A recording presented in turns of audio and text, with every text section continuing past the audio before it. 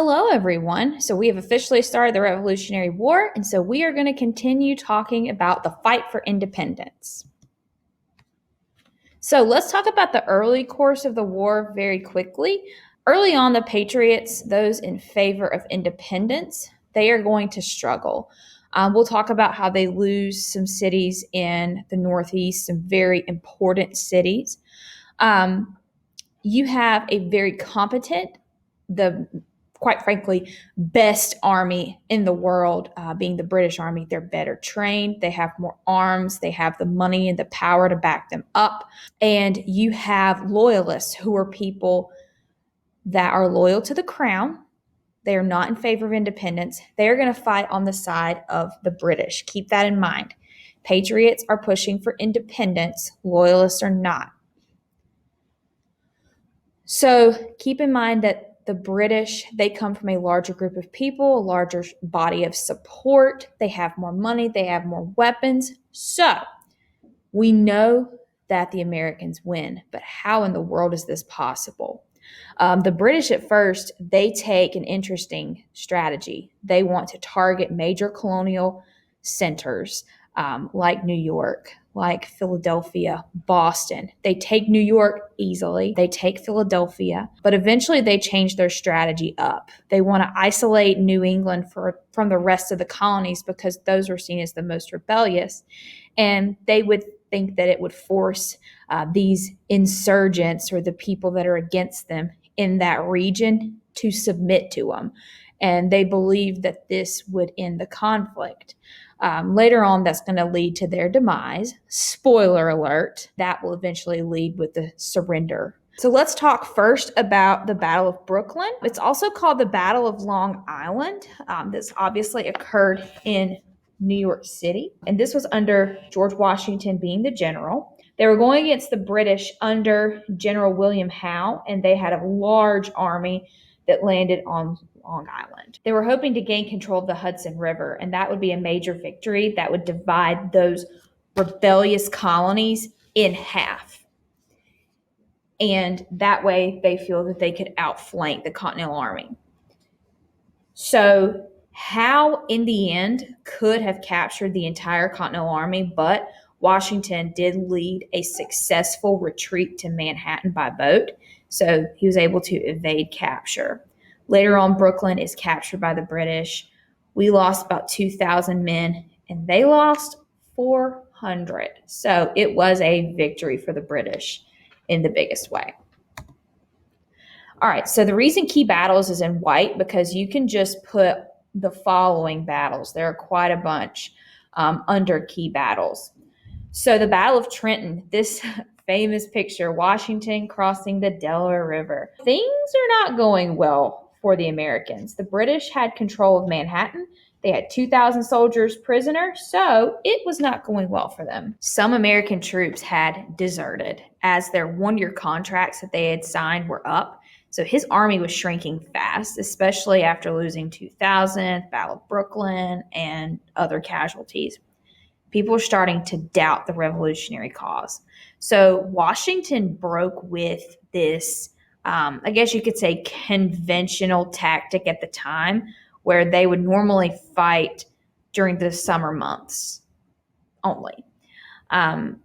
So he was intent on raising this revolutionary spirit after the British captured New York.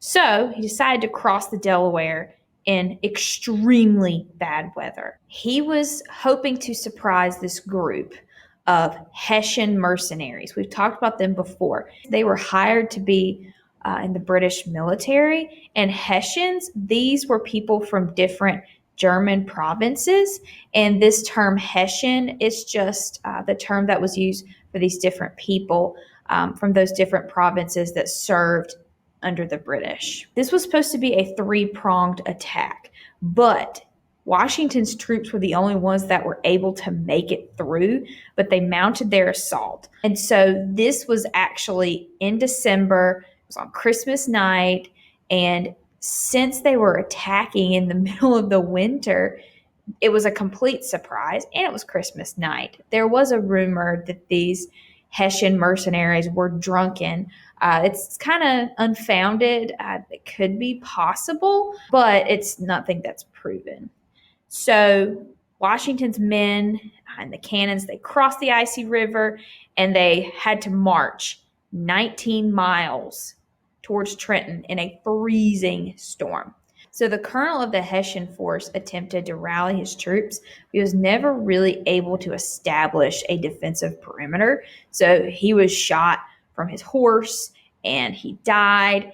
And so after this, the Hessians quickly surrendered. So you only had a few Americans that died from exposure. Quickly, Washington realized that they could not hold Trenton if the British reinforcements arrived, so he withdrew across the Delaware. So later on, after this, there is another battle at Princeton, and this was a morale boost. So Trenton itself had also been a morale boost. It keeps the soldiers fighting because, yes, it was a complete surprise attack. However, it gave them that boost of morale, thinking that they could do it. This is possible.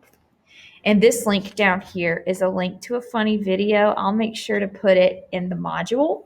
I think it's funny. You should take a look. Another key battle. First of all, I want you to put a star beside it being the turning point of the war. It's actually recognized as one of the 15 most decisive battles in world history. It's a small but very costly victory with the British surrender to the Americans. So because of this, the French joined the war on the side of the Americans, and it was fought in two stages. You have a stage in September and a stage in October in 1777. It took place on the fields in upstate New York, and this is 9 miles south of the town of Saratoga. So after they ran out of supplies, the British had to retreat to Saratoga, and they were waiting for backup at this point. The Americans were under General Horatio Gates, and they end up defeating this British force of soldiers, mercenaries, and Mohawk Indians. So they had a formidable attack waiting on them. So in the end, basically what happens, the British eventually run out of supplies after being waited out. They had to retreat to Saratoga, the nearby town. And they were waiting for British backup, and the American troops actually closed in around them. And whenever this happened, this was some of the most intense fighting of the entire war. So while this was happening, you have the militia closing in behind, and this was key because it cut off the supply line. And so the British completely, they try to push through the American lines. And while they were exposed, there was an attack, a direct attack led by Benedict Arnold. And we'll talk about him later in detail. So this sent the British running into retreat, and they were again cut off by the militia. So on October 7th, you have the first time that an entire army of British soldiers surrendered to an American army. This is an extremely important victory for the Americans because without the victory at Saratoga, American forces likely would not have received critical assistance from the French, and faith in the war effort would have been weakened because it had been dwindling for some time. You had, yes, victories at Trenton, Princeton, places like that, but this definitely helps, especially when the French come in. So after this period in the war, you see a shift. The British start to focus the war effort in the southern colonies. You have a lot of loyalists concentrated there, and they hope to gain support and that it would harm the sense of colonial unity. Valley Forge, this is a very interesting set of events. So basically, after Saratoga, General Howe from the British side took over Philadelphia and drove out the Continental Army. So Washington's army marched and camped out for the winter at Valley Forge. So the Patriots fled Philadelphia, and the Loyalists stayed and actually hung out with the British and went and partied with them. And the British, they just made themselves at home in Philadelphia and continued to party. So it was just a good old time for them. Meanwhile, the Continental Army and Washington and all of them were struggling at Valley Forge. Instead of pursuing Washington, Howe and the Army, they stayed in Philadelphia to wait them out because the Army was kind of stuck. So Washington and the Army faced a brutal winter 20 miles west.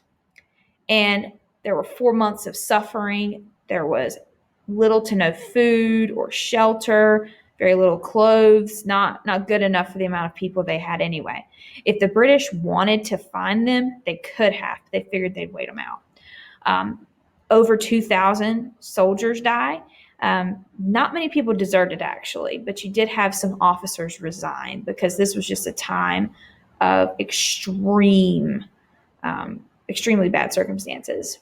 So this was overall seen as a sign of determination to get through this awful circumstance and Washington's strong leadership. There's one thing, though, that I do want you to take out of it that's a major point. There is a sign that the central government is very weak because they're not able to send supplies like they wanted to. Okay, so you have help that comes in from Europe. We'll talk about two major people. First of all, we're going to talk about Baron Friedrich von Steuben. He actually was a Prussian officer, and he helped come in and train American officers. And this was one thing, obviously, to help them with their war tactics. It also became a good distraction with how terrible things were at the time whenever they were stuck in the winter. So the Continental Army, basically, they struggled with basic formations and they lacked uniformity. And this was an issue for a lot of reasons, but one of those specifically is because of multiple drilling techniques that were taught different ways by different officers. The task of developing and carrying out a more effective training program fell to Steuben. And so he was a drill master in Prussia who had arrived from Europe. So he drilled the soldiers. He improved those techniques. He improved maneuverability. He standardized their march paces, their skirmishing operations, their bayonet proficiency, things like that. And so he wanted to make them more disciplined in general and bring up morale. And eventually, whenever Howe meets with them, whenever the British see him again, they are shocked with how improved they are. They were not ready for that. And eventually, George Washington makes Steuben the first Inspector General. You also have Marquis de Lafayette. I cannot state well enough the importance within our allotted amount of time, how important Marquis de Lafayette is. He was a Frenchman, probably the most important foreign ally in the Revolution, most important foreign ally during this time as a whole. But he volunteered and he also helped the American troops and led in battle. So people actually would name their kids after him decades after he died.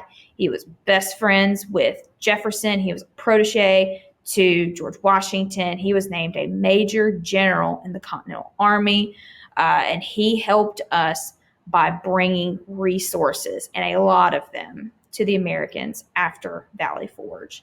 So he also, another thing I want to mention is he is instrumental in the victory at Yorktown, and we'll talk about why that's so important later. You have the Battle of Charleston, obviously occurring in Charleston, South Carolina, and this was in 1780. This was a major victory for the British, and it was the worst defeat for the Americans. So like I had said previously, the British, their main goal was to take the war to the South, hoping to capitalize on that support from the Loyalists. This ends in the unconditional surrender of Major General Benjamin Lincoln to the British Lieutenant General Henry Clinton. So basically, you had a large force of British soldiers coming in, and defending the city was a grossly outnumbered American army under the command of General Lincoln. Basically, you had about 1,300 British and about 6,500 Americans, so not many. So by early April, the combined British forces had successfully trapped the Americans. And to make matters worse, the British warships had successfully gotten past Fort Moultrie. Fort Moultrie, if you've ever been to Charleston, it's really close to Fort Sumter, first shots of the Civil War. So you're able to actually see Fort Moultrie from Fort Sumter. So those ships had successfully gotten past Fort Moultrie, and it further isolated the position of the Americans by effectively closing them off by a means of escape or reinforcement. So, April 21st, Lincoln was hoping to preserve his army because he knew that this was going to be bad. He offered to surrender the city if his men were allowed to leave unharmed. Clinton, the British general, he refused to accept these terms, and he quickly resumed firing on them. So over the next 2 weeks, the British, they kept on moving closer and closer and closer to the American lines. By early May, only a few yards separated them. So it was getting to be an even more dire situation. So Clinton demanded that Lincoln and the Americans surrender unconditionally. Lincoln still refused. Clinton ordered the city to be bombarded with heated shot. So if you don't know what heated shot is, it's a round shot that's heated before firing from these muzzle loading cannons. So the purpose of it is setting fire to warships, buildings, or equipment. It's not just to fire on it, it's to set it on fire. So as Charleston burned, Lincoln had no choice to accept what was coming. So it finally came to a close, and with his surrender, the British captured more than 3,000 patriots, a huge number of munitions and equipment, and the British only lost about 250. The capture of this city and its harbor gave them a vital base so they could conduct operations, and this helped them out with trying to rally the support of loyalists in these southern colonies. It was a painful blow to the American colonists, and the amount of casualties were so high. So, and this also has further implications with the quasi-civil war that erupted in parts of Georgia, North Carolina, South Carolina, because people were continuously fighting over whether independence was realistic or not. Benjamin Lincoln has it tough for a while, but luckily he is eventually there to accept Cornwallis's surrender to Washington at Yorktown. He was one of the few men to have been involved in 3 major surrenders in the Revolution, twice as a victor. So one at Yorktown, one at Saratoga, and then once as the defeated party at Charleston.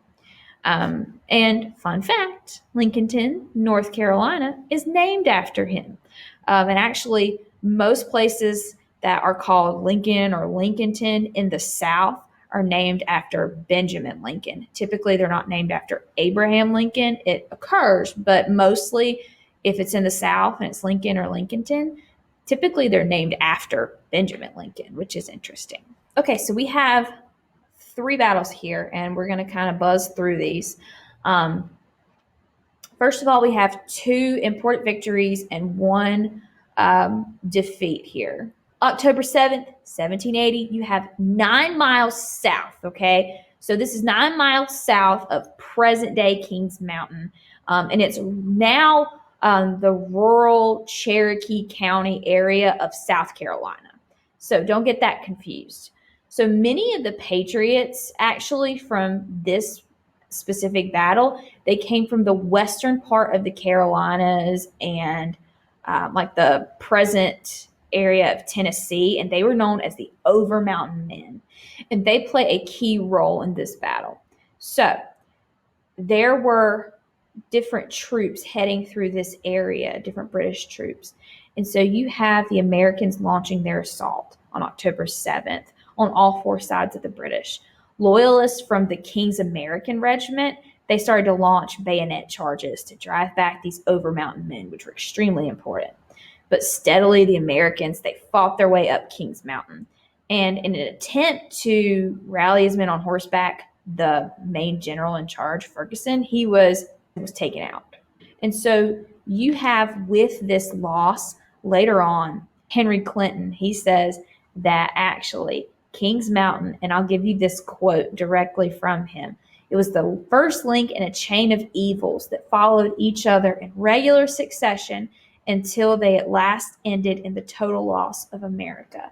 So it was kind of like the first one that led down a spiral to losing America. So that's interesting. Now, you have the battle at Cowpens. Major General Greene and Brigadier General Morgan, these are two very influential and powerful generals for the Americans. So basically, Greene directed Morgan to go gather food and to go support the militia and whatnot. Cornwallis notices these movements. He ordered one of his subordinates to pursue and destroy Morgan and his troops. So he aggressively pursues the American troops, and he is caught up with them south of the Broad River. So basically, we're going to talk about this battle strategy that's used here, and then it's used in another time not so well. So Morgan, the American, formed his men and waited Tarleton, the British, in an open rolling meadow known as the Cowpens. That's where the name comes from. So the terrain was perfect. It perfectly suited the battle plan. He decided to position his men in 3 successive lines, so 3 lines behind each other. The first one consisted of riflemen, and they were from Georgia and from the Carolinas. Cool. Then he placed another line of men in the second line. Then you had Continental Army members in the rear with the militia. So later on, this was known as a defense in depth.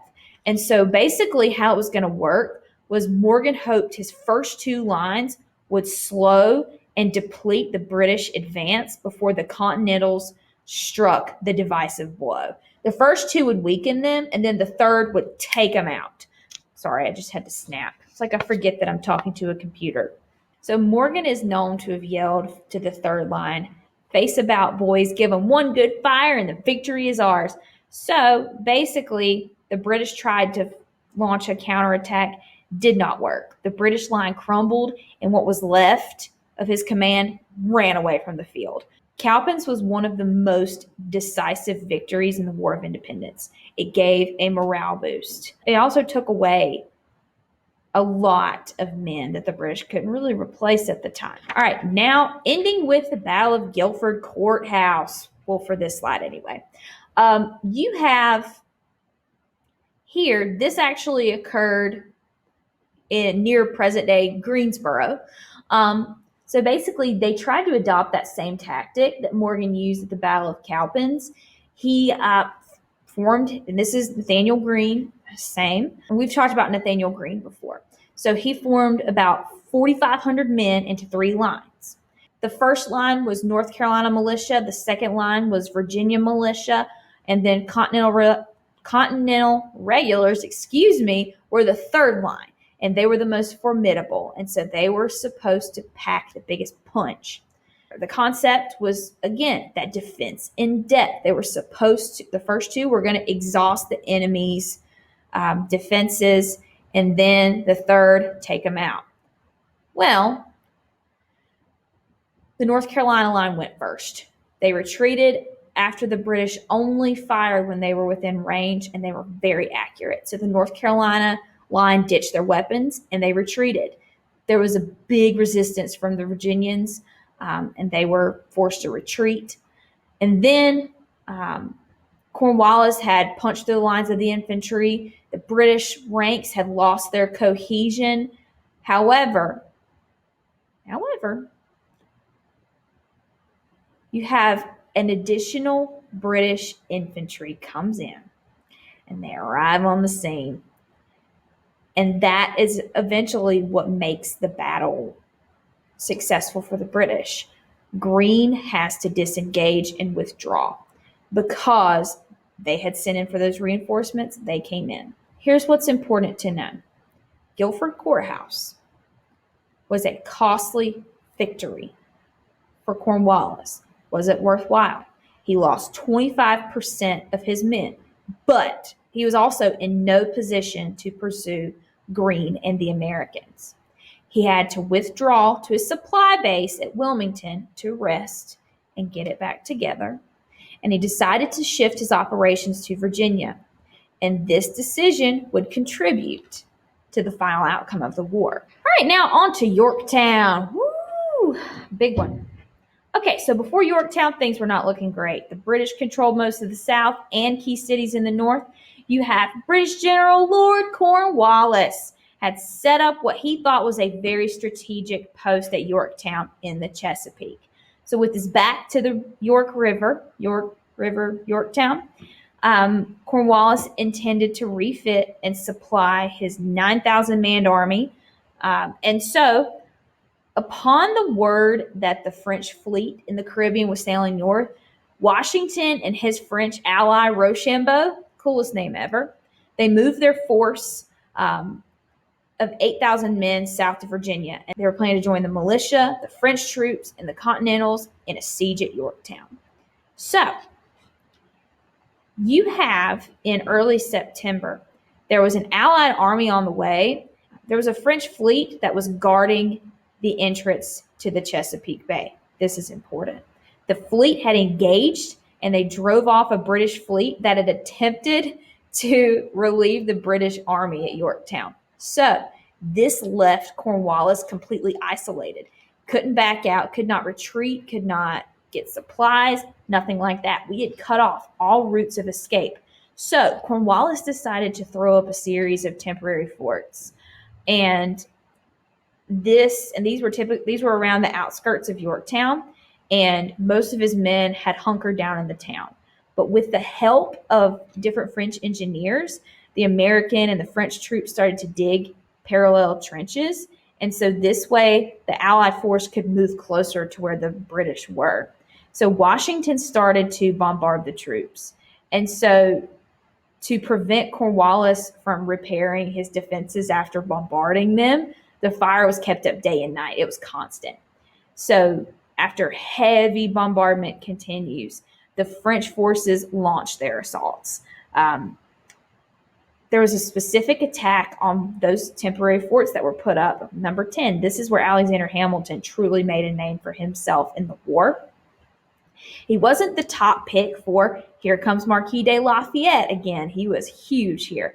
He wasn't the top pick for Lafayette, but Alexander Hamilton had stepped in and told Washington that he could do it. He was the right man for the job. So he proved himself on the battlefield, and there was a major charge taken. Or he talked Washington into it. Hamilton's troops took control, and within 10 minutes, with very few American deaths. And this gave Hamilton the reputation that he wanted. So the Americans attacked, they had their bayonets fixed, and they unloaded their muskets. And they also engaged again in hand-to-hand combat, and the British were extremely overwhelmed. This was the most stunning victory of the war. So they were surrounded by three sides, the British were. And Cornwallis had a position that he could not overcome, period. So he decided on the 15th of October to launch a last-ditch counterattack, and it failed. A couple of days later, he decided to start negotiations to surrender. And on October 9th, you have roughly 8,000 soldiers. They laid down their arms. Now, here is my favorite thing about the Battle of Yorktown. When the troops came in to surrender, a British band played the song, "The World Turned Upside Down." And this is actually a song in the play Hamilton as well. Anyways, on the way in, the British soldiers all faced the French in an attempt to block out the Americans, because while they were their enemies at this point, they did not respect the Americans. Lafayette was upset at the disrespect. So the Americans were ordered to play Yankee Doodle loud at the British, and they were stunned and stared at their ex-subjects. The British general tried to ignore them. And what's interesting about Yankee Doodle, it was a pre-Revolutionary War song, And it was sung by British officers originally to mock the disheveled, disorganized, colonial, air quotes, Yankees who served with them in the French and Indian War. It was originally something to make fun of them, and it actually was turned from being an insult into being a song of national pride. Now, FYI, Cornwallis wasn't there for the surrendering ceremony, saying that he was sick. Anyways, they lacked the financial resources to raise a new army, and the British government appealed to the Americans for peace. So, almost 2 years later, you have the signing of the Treaty of Paris, and we'll get into that in a second. So, this is the last major battle of the war. Okay, so life during wartime was tough. So women served many different purposes.